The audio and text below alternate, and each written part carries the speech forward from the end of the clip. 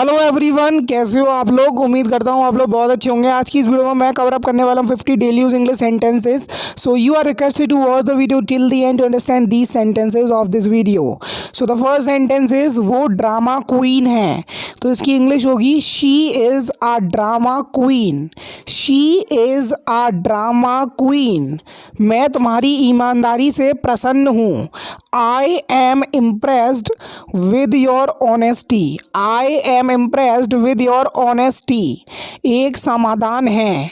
So whenever you are trying to find out the solution to any problem, so someone can suggest you a solution like this way, there is one solution.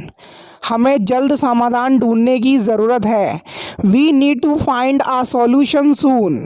We need to find a solution soon. उसके पास सब चीज़ का समाधान है। He has a solution for everything. He has a solution for everything. क्या तुम्हारे पास समाधान है? तो इसकी इंग्लिश होगी Do you have a solution? What will be its English? Do you have a solution? समाधान पता लगाओ so that you can solve any of the problem you are lagging, you are having problem with. Please find the solution. Find मतलब ढूंढना, समाधान the solution. सब समस्या का समाधान होता है। Every problem has a solution. If there is a problem, there is a solution. So remember this thing, okay? इस समस्या का ज़रूर कोई समाधान होगा। There must be some solution to this problem. There must be some solution to this problem. Of this problem बोलेंगे तो गलत हो जाएगा grammatically. तुम्हें तुम्हारे पैसे मिल जाएंगे। When you have borrowed money from someone, so you can give the assurance that I will return your money. So you can say in English, you will get your money back. Future indefinite tense it is, you will get your money back. उसकी बहुत अच्छी खासियत है। He has a lot of good qualities. He has a lot of good qualities. अच्छी खासियत, good qualities। हम अपने ग्राहकों की कद्र करते हैं। We value our customers. I value my viewers. So I can say in English like this way. तुम कस्टमर सर्विस पर फ़ोन क्यों नहीं करते हो?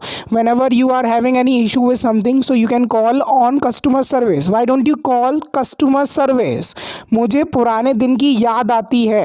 Present indefinite tense it is, I really miss the old days. I really miss the old days.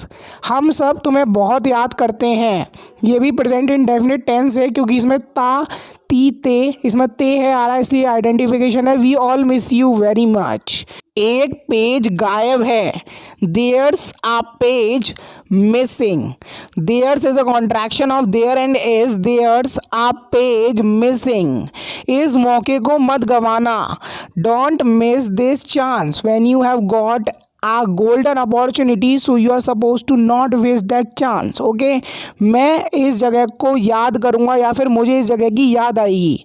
I will miss this place. Future indefinite tense it is, I will miss this place. उसकी train छूट गई।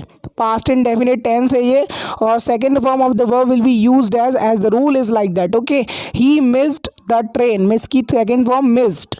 कोई भी मेरी याद नहीं करेगा। If you haven't done anything to remember you, so it's always think no one will remember you, no one will miss you, no one will miss me. मैं जानता हूँ तुम्हें उसकी याद आती है। I know you miss him. मैं जानता हूँ, I know तुम्हें उसकी याद आती है। प्रेजेंट इंडेफिनिट टेंस और you के साथ एस और यस नहीं आएगा। You miss him. उन्होंने अच्छा मौका गवा दिया। They missed a good chance. They missed a good chance. मैं तुम सबको याद करूँगा। आई विल मिस यू ऑल। ये भी फ्यूचर इंडेफिनिट टेंस है और विल हमारा यहाँ पर हेल्पिंग वर्ब की तरह यूज्ड हुआ है। I will miss you all. उसकी फ्लाइट छूट गई। When you reach the airport very late, so this situation can arise with your case. He missed his flight. He missed his flight. मैं bus छोड़ना नहीं चाहता हूँ। I don't want to miss the bus, so I will try my level best to reach at the bus stop as soon as possible. So here comes our question of the day in which I am going to ask you translation of a sentence. So sentence है, मुझे गाली मत दो. So you are supposed to translate this sentence into English. जब मैं चला जाऊंगा तब तुम मेरी याद करोगे। You will miss me when I am gone. You will miss me when I am gone. तुम्हारी शर्ट में एक बटन नहीं है। Your shirt has a button missing. Your shirt has इसलिए आया क्योंकि we are talking about a single shirt. Your shirt has a button missing. क्या तुम अपने मम्मी पापा को याद नहीं करोगे। Won't you miss your parents. Won't is a contraction of will and not. Want you miss मतलब याद करना अपने मम्मी पापा को, योर पेरेंट्स। मैं जानता हूँ तुम्हें अपने परिवार की याद आती है। I know you miss your family. Miss करना किसी की याद करना। I know you miss your family. मुझे अपने सारे पैसे दे दो। गिव मी ऑल मतलब सारे तुम्हारे पैसे। Your money. Give me, give मतलब देना, मुझे इसलिए मी का यूज़ हुआ है, ठीक है। मैं तुम्हारे लिए कुछ करना चाहता हूँ। I want to do something for you.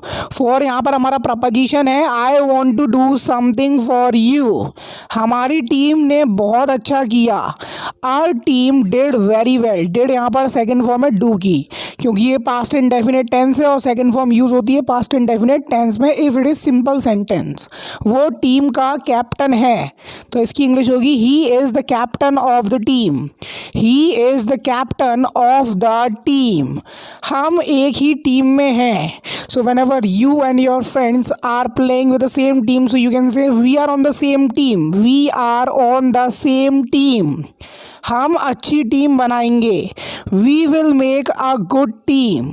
We will make a good team. If you will take healthy players in your team so definitely you will win all the matches. वो किस टीम के लिए खेलता है। What team does he play for? What team does he play for? मैं अपने पैसे भूल गया। I forgot, forgot यहाँ पर सेकेंड फॉर्म है, अगेन पास्ट इंडेफिनिट टेंस है। I forgot my money, मेरे पैसे इसलिए my money का यूज़ हुआ है। मुझे पैसे मिल गए। Whenever you have lost your money and you find your money again, so you can use this sentence, I found the money. I found the money. Also past indefinite tense it is, उसने मेरे पैसे ले लिए। तो लेने के लिए take का यूज़ होता है, सेकेंड फॉर्म यूज़ होगी क्योंकि ये भी पास्ट इंडेफिनिट टेंस है। He took my money.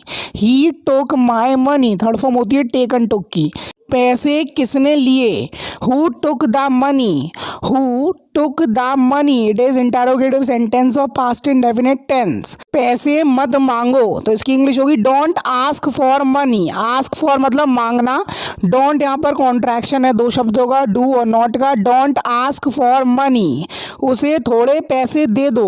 Please give him. Please इसलिए यूज़ किया है क्योंकि आप रिक्वेस्टिव वे में किसी से रिक्वेस्ट कर रहे हो।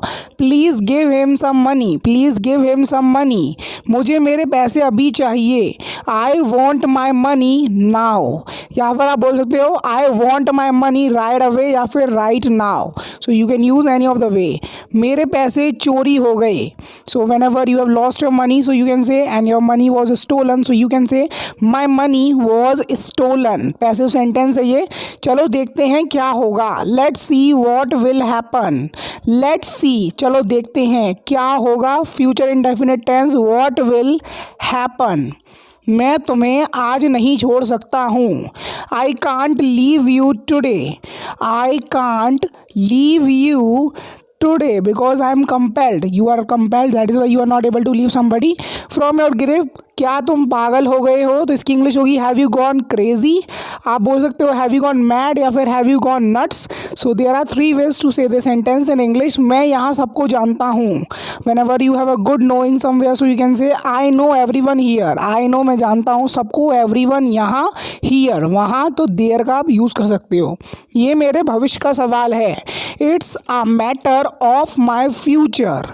It's is a contraction of it and is. It's a matter of my future. ये मेरी इज्जत का सवाल है।